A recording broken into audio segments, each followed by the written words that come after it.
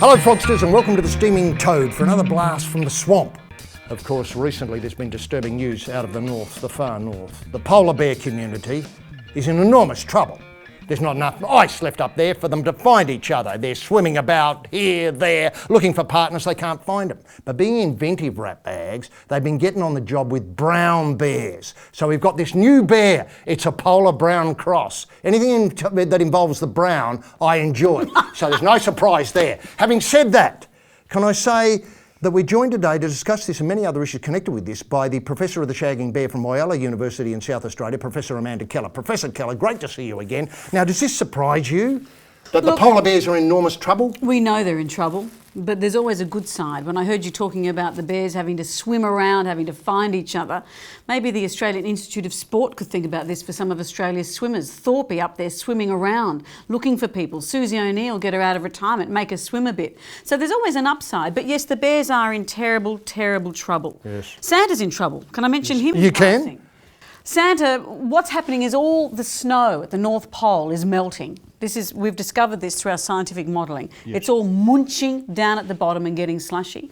The elves are complaining about slushy shoes. Those little bells at the end don't ring as effectively.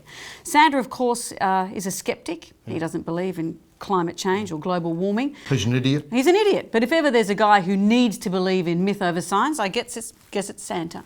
Now, would you advise tourists in the area, people who might go to Anchorage and hop on a boat and go up through the Bering Strait looking for polar bears swimming around doing bugger all, or in fact looking for brown and polar bear shagging, would you advise the tourists up there to throw their drinks into the water to help with the ice problem? Very good idea, but we've taken our research one step further. We have inserted enormous electrodes, giant electrodes, into the brains of some of these polar bears.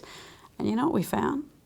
Is that every time we inserted an electrode in, their mood shifted. They became gloomier. Right. Now, whether this is because they're frightened, their habitat's disappearing, or is this in fact because, as Professor Abbott, one of my colleagues, believes, that is showing off, that is drawing attention to themselves and being self-serving, which is what often happens in the wild world. Of course, here at Toad Hall, we're lucky enough to have the services of Ralph Vision and the man behind Ralph Vision, Ralph.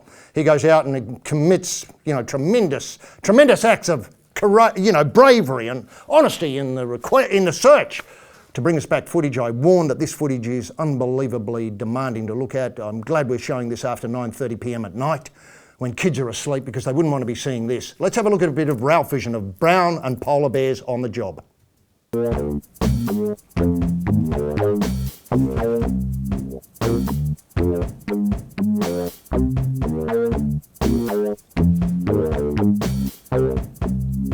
It is challenging, it is disturbing, but it's far more effective than anything I could, describe. Do you think? I think, look, if kids are watching and they had to have their eyes covered for that, let me just demonstrate very briefly.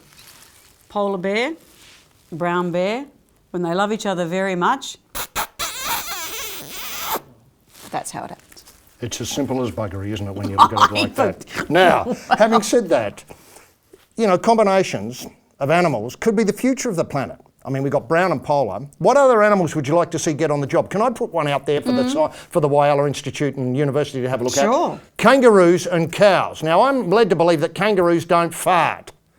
What a great combination, a kangaroo-cow, let's call it a cow-roo for a start, would be for the saving of the planet. I.e. an animal that you can shoot and eat, but it doesn't ruin the environment by farting everywhere. Could I marry it? You, at a pinch. It'd be a pretty one-way. It'd be pretty quiet at night. You'd have to do all the talking yourself. You might get a out of it every so often.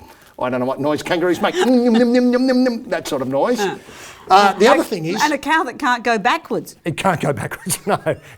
But it can make incredible forward motion, strides, jumps. And big motions. Yeah, it could jump into bed. Now, having said that, the other thing is, if push came to shove, and Lord help us, I hope we don't get to this point, and you were the only person left on the planet, what animal would you like to be left here with you? I think it'd be a polar bear because I think they're big and it'd make me look slim. And despite all my work at the Institute, that's all I give a rat's about. Tremendous honesty there, Professor Keller. The only other... Thanks for not disputing it. No, the animal that I'd like to have a crack at is the blue bottle.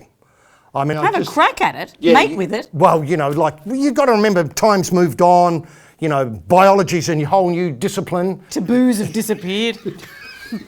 That's right. Well, join us next time on The Steaming Toad when we put my thesis to the test. Bye now.